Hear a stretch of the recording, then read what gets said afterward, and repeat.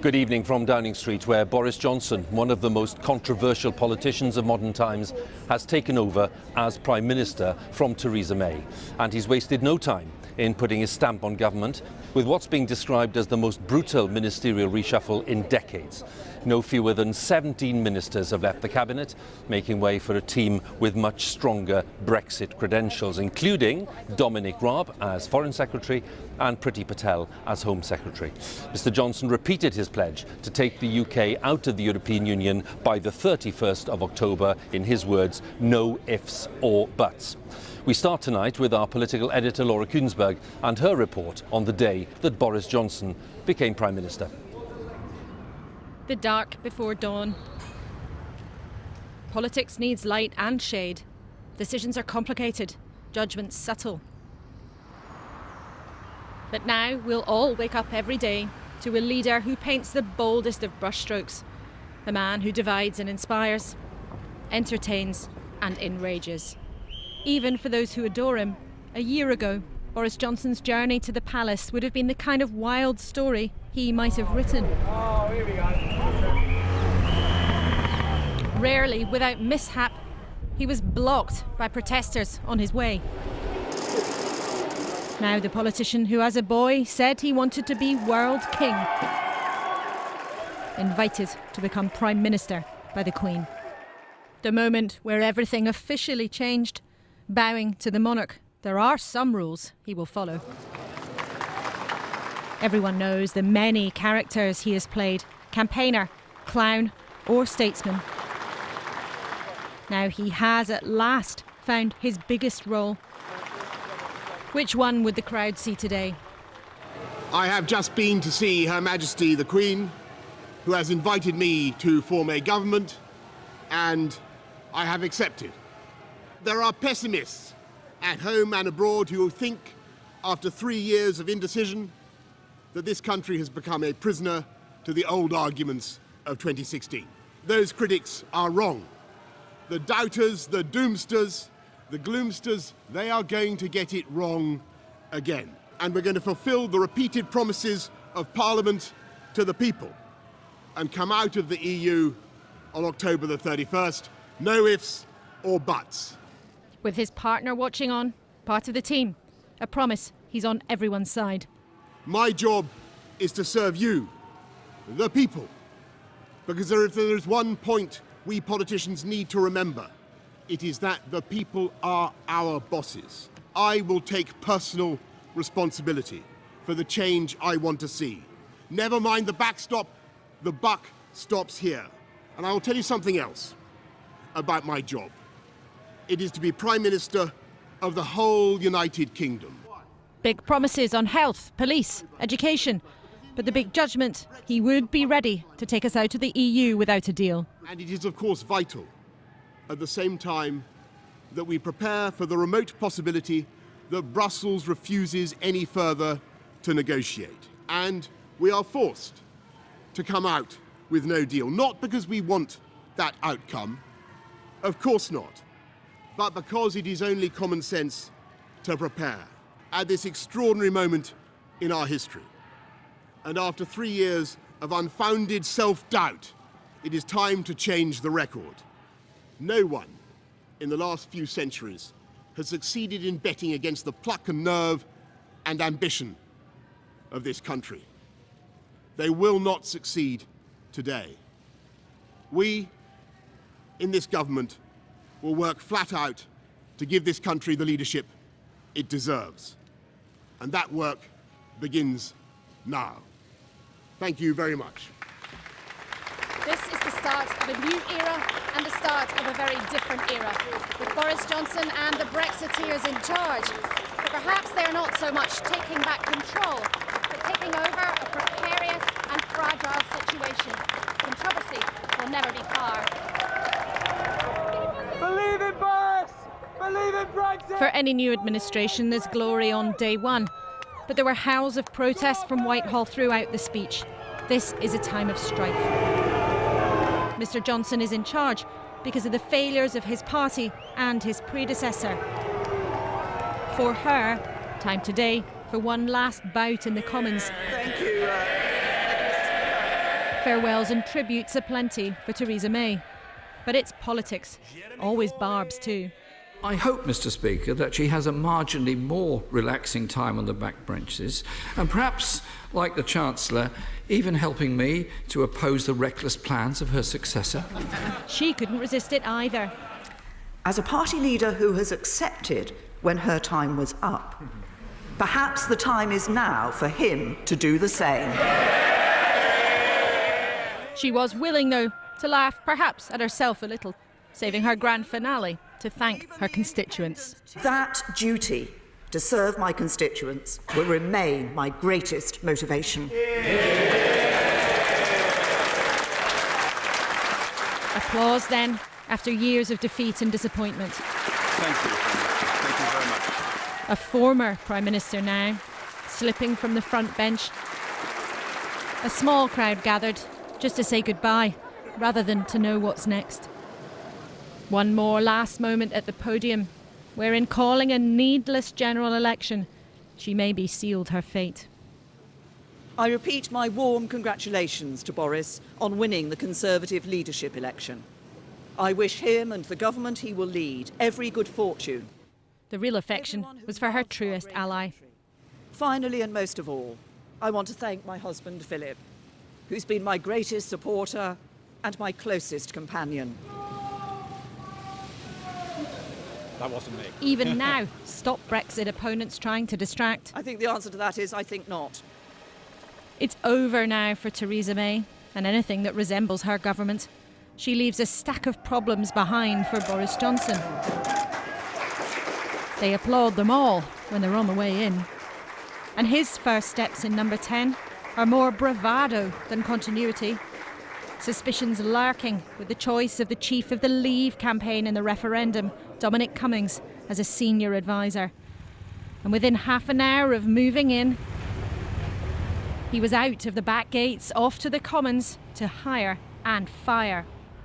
Forget the night of the long knives. This was the afternoon of the big axe. Sacked privately in the swelter of the Commons. More than half of the cabinet cleared out. One senior Tory called it a warped takeover. Tories out! Tories out! Protesters on Whitehall might agree. But watch a new government being made. A new Chancellor, a new Foreign Secretary, a new Home Secretary too. Big change at breakneck speed. Promotions for Brexit believers. The most important thing is to get us out of the EU by the end of October. Exactly the same message from the new Chancellor. The Prime Minister has already set out some of his key priorities. That includes making sure that we leave the European Union on October the 31st. Some familiar faces stay, work in pensions and health. But there's controversy all around. The new Transport Secretary couldn't hear his good news at first because Downing Street was locked down. Just in case Boris Johnson was under any illusion, his government surrounded by a demonstration before it's gone to bed. You can hear protests outside the gates. You can listen to rivals around the table. But in the end, every leader is ultimately on their own. Laura Kuenssberg, BBC News, Westminster. Well, just to underline the point that Laura was making there, one of the first tasks for our new Prime Minister is, of course, to appoint a cabinet. But the radical nature of Mr Johnson's reshuffle has surprised even some of those on his own side. The number of departures from the cabinet at 17 is far higher than many had expected, and they include committed Brexit supporters such as Penny Mordaunt and Liam Fox. Our deputy political editor John Pienaar looks at the shape and the character of Boris Johnson's top team. He's got the keys, number 10's home to Boris Johnson. Now he's deciding who's invited and who to show the door, and he's been ruthless. Brexiteers get the warmest welcome, but no room for any but the most loyal. Will you stay in cabinet, sir? Have you turned down defence? Jeremy Hunt, beaten rival, has gone. Hot today. He wanted a big job, but no chance. His supporters have been shooed from office, along with most of the old cabinet. Penny Mordaunt, a big surprise, gone from defence, along with Liam Fox at international trade, another Hunt backer. Have you handed in your resignation? No surprise, the Chancellor, Philip Hammond, resigned. He's pledged to fight any no-deal Brexit. and no change for loyal Stephen Barclay, who'll stay on at the Brexit department. Michael Gove once turned on Boris Johnson, but that's forgiven. He's staying in the cabinet without a department. Boris Johnson was expected to pick a team he could trust, but this looks brutal.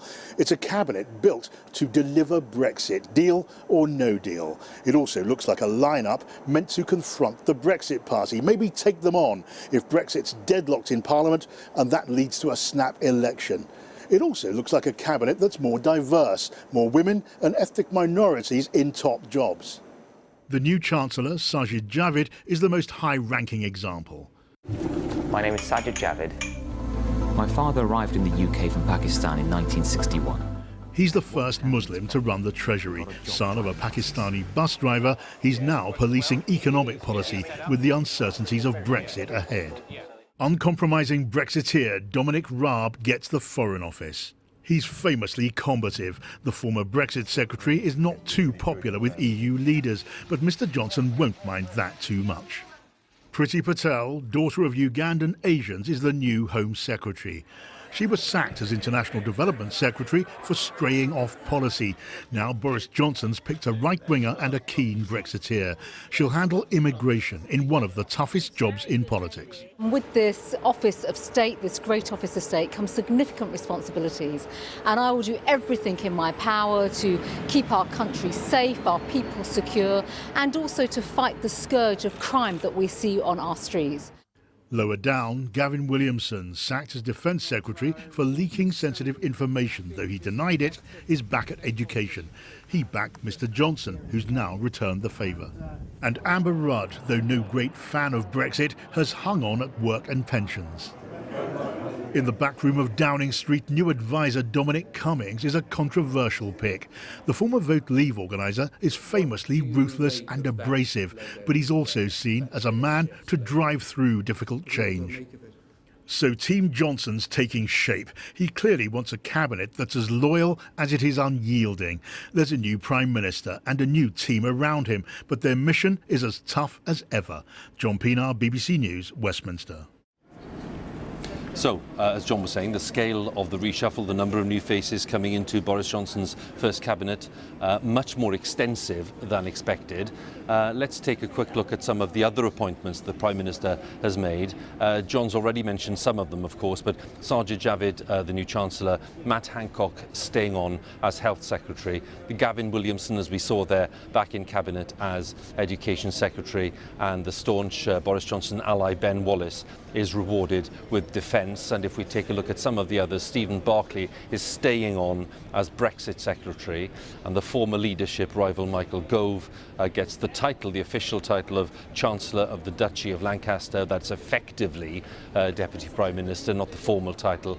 And Nicky Morgan makes a return to the cabinet table as Culture Secretary. So just some of the changes, as we were saying, the range and the scope has been pretty surprising for lots of people today. Laura's with me. What does it tell us? I think, Huw, it tells us that Boris Johnson doesn't want to just come in and make a tweak here and there. This isn't really a reshuffle. What he's done in a matter of hours, really, is create a new government.